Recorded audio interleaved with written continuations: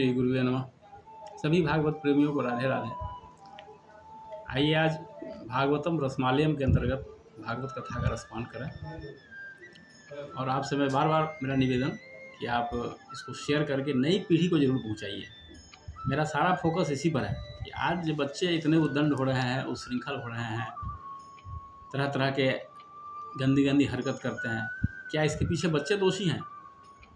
अगर इस पर सूक्ष्म दृष्टिपात करें, विश्लेषण करें तो पता चलेगा कि बच्चों की क्या गलती है। बच्चों को जो सिखाया जाता है वही सीखते हैं। ये अलग बात है कि कुछ पूर्व जन्मों का संस्कार होता है, लेकिन ज़्यादातर तो उन्हें अपनी माता पिता और परिवार से मिलता है।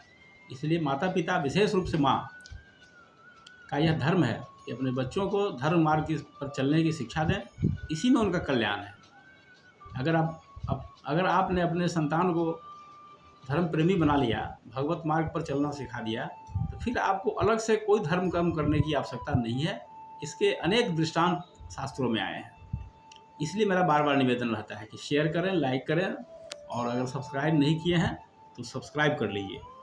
आगे कथा सुना रहे हैं सुखदेव परमहंस जी कि ये तो हम सुन चुके कि भगवान श्री कृष्ण को प्रत्येक पत्नी से, मतलब 16,108 पत्नियों से 10-10 पुत्र हुए और एक एक पुत्री हुई। सभी पुत्रियों का नाम इसमें नहीं मिलेगा आपको, लेकिन श्रीधर स्वामी ने, जिनके भाष्य को सारे विद्वान ने एक स्वर से स्वीकार किया है, उन्होंने वर्णन किया है कि सभी रानियों से एक एक पुत्री भी थी। इनमें 18 पुत्र महारथी थे। भगवान कृष्ण के सभी पुत्रों में मैंने 108 गुणे 16,108 गुणे 10, इस सब पुत्रों में 18 पुत्र जो थे वे महारथी थे। इनमें सबसे श्रेष्ठ थे प्रद्युम्न, सबसे बड़े भी थे प्रद्युम्न। उनके पुत्र अनिरुद्ध, फिर ब्रजनाभ, उनके पुत्र प्रतिबाहु, फिर सुबाहु, फिर शांतसेन और फिर सतसेन। इस प्रकार से उनका वंश परंपरा आगे की ओर बढ़ती चली गई। और अंत में ऐसा कहा गया कि अनिरुद्ध का पुत्र जो ब्रज थे वही एकमात्र बचे थे इस परिवार में उस समय तक। इनका वंश विस्तार बहुत बड़ा था। इसमें 3,88,00,000 आचार्य थे। यदुवंशियों के बच्चों को शिक्षा देने के लिए 3,88,00,000 आचार्य होंगे, तो आप अनुमान कीजिए कि कितने बच्चे थे पढ़ने वाले, कितना बड़ा वंश था।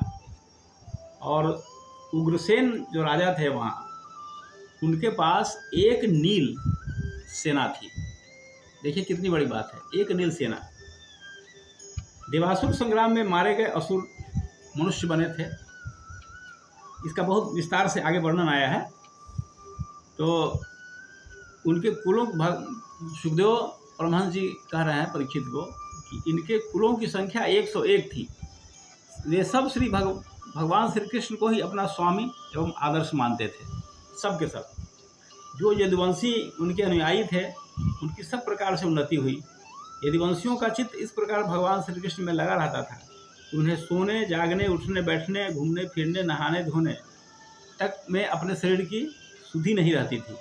इस तरह से उनका चित्त लगा रहता था भगवान में। आगे उन्होंने कहा कि ऋषियों के वंशजों में जितने भी धर्म प्रचलित हैं, सबके संस्थापक भगवान श्री कृष्ण ही हैं। वे अपने हाथ में काल स्वरूप चक्र लिए रहते हैं। परीक्षित, ऐसी स्थिति में वे पृथ्वी का भार उतार देते हैं। ये कौन सी बड़ी बात है? यद्यपि वे सदा सर्वदा सर्वत्र उपस्थित ही रहते हैं, फिर भी कहने के लिए उन्होंने देवकी जी के गर्भ से जन्म लिया है।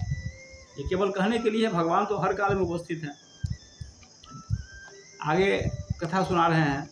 हे परीक्षित, भगवान स्वभाव से ही चराचर जगत का दुख मिटाते रहते हैं। उनका मंद मंद मुस्कान से युक्त सुंदर मुखारविंद ब्रज स्त्रियों और पुरस्त्रियों के हृदय में प्रेम भाव का संचार करता रहता है। वास्तव में सारे जगत पर वही विजयी हैं।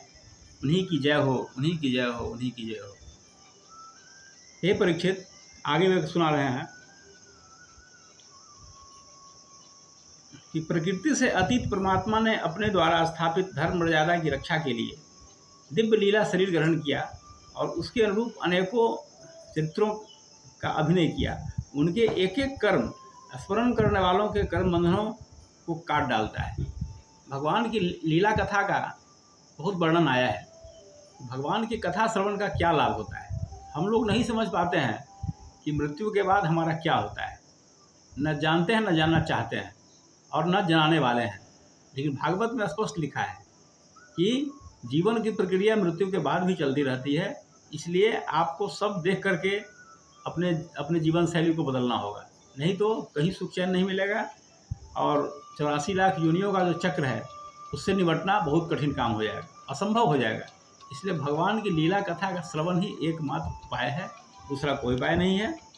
बहुत बड़े बड़े मंत्र की जप की कोई आवश्यकता नहीं है, बहुत बड़े बड़े यज्ञों की कोई आवश्यकता नहीं है। परम पूज्य गुरुदेव ने भी कहा कि बड़े बड़े यज्ञ की कोई आवश्यकता नहीं है, छोटे छोटे यज्ञ होने चाहिए और उसके पीछे जो यज्ञीय भाव है उसका चिंतन स्मरण हो, उसको हम याद रखें, उसको जीवन में पालन करने का प्रयास करें तो यज्ञ सफल होता है। तो कहते हैं कि जो यदुवंश शिरोमणि भगवान श्री कृष्ण के चरण कमलों की सेवा का अधिकार प्राप्त करना चाहे उसे उनकी लीलाओं का श्रवण करना चाहिए, एकमात्र उपाय है। श्रोतव्य स्मर्तव्य श्रोतव्य कीर्तितव्य स्मर्तव्य क्षताभयम।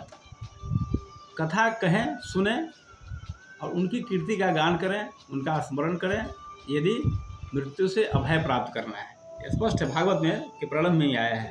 हे परीक्षित, जब मनुष्य प्रतिक्षण भगवान श्री कृष्ण की मनोहारिणी लीला कथाओं का अधिकाधिक श्रवण कीर्तन और चिंतन करने लगता है तब उसकी यही भक्ति उसे भगवान के परम धाम पहुंचा देती है। यही जीवन का परम लक्ष्य है, दूसरा कुछ नहीं है कि जीवन मृत्यु से हम पार हो जाएं और परम धाम की प्राप्ति हो जाए। इससे बड़ा कोई काम नहीं है। यही जीवन का लक्ष्य है जो भागवत पढ़ने के बाद ही मनुष्य को याद आता है। नहीं तो ऐसे ही आदमी अनंत जन्मों तक भटकता रहता है। करोड़ों जन्म हमारे हो चुके हैं और अगर हम अभी भी नहीं संभलेंगे आगे भी करोड़ों जन्म लेना पड़ेगा, सुख दुख भोगना पड़ेगा। इसलिए यहाँ कहा गया कि भगवान के परम धाम में जाना है, जन्म मृत्यु के चक्र से छूटना है तो, और उसके लिए भगवान की लीला चर्चा आवश्यक है। मतलब भगवान का लीला गायन, भगवान की कथाओं का श्रवण, ये सबसे महत्वपूर्ण है। यद्यपि काल की गति से परे पहुंच जाना बहुत ही कठिन है, परंतु भगवान के धाम में काल की दाल नहीं गलती, वह वहां तक पहुंच ही नहीं पाता। उसी धाम की प्राप्ति के लिए अनेक सम्राटों ने अपना राजपाट छोड़कर तपस्या करने के उद्देश्य से जंगल की यात्रा की है। इसलिए मनुष्य को उनकी लीला कथा का श्रवण करना चाहिए, एकदम स्पष्ट लिखा है। और इस प्रकार आज भागवत का 10वां स्कंद आज समापन हुआ। बहुत दिन से हम 10वें स्कंद की कथा का श्रवण करते आ रहे थे। अब 11वें स्कंद की चर्चा करेंगे हम लोग। 11वां स्कंद ज्ञान खंड है। इस पर जो भी इसका श्रवण करे, इसका बिल्कुल दत्तचित्त होकर श्रवण करे तो समझ में आएगा। इति श्रीमद्भागवते महापुराणे वैयासिक्यामष्टादशसहस्रायां पारमहंस्यां संहितायां 10वें स्कंधे उत्तरार्धे श्रीकृष्णचरितानुवर्णनं नवनवतितमोऽध्यायः। इति 10वें स्कंधोत्तरार्धः सम्पूर्णः। श्रीकृष्णार्पणमस्तु। जय श्री राधे, जय श्री